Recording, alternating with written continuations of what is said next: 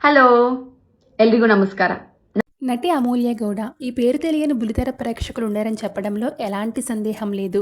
గుండె నిండా గుడిగంటలు సీరియల్లో మీనాగా తన అద్భుతమైన నటనతో లక్షలాది మంది అభిమానాన్ని సంపాదించుకున్నారు అమూల్య. ప్రస్తుతం ఈ సీరియల్ నెంబర్ 1 సీరియల్గా సత్తా చాటుకుంటుంది. ముఖ్యంగా ఈ సీరియల్లో బాలు మీనా పేరుకి సపరేట్ ఫ్యాన్ బేస్ ఉందనే చెప్పాలి. అమూల్య కార్తీక దీపం సీరియల్తో తెలుగు ఇండస్ట్రీకి ఎంట్రీ ఇచ్చినప్పటికీ తనకి గుండె నిండా గుడిగంటలు సీరియల్ మంచి గుర్తింపు తెచ్చిపెట్టిందని చెప్పాలి.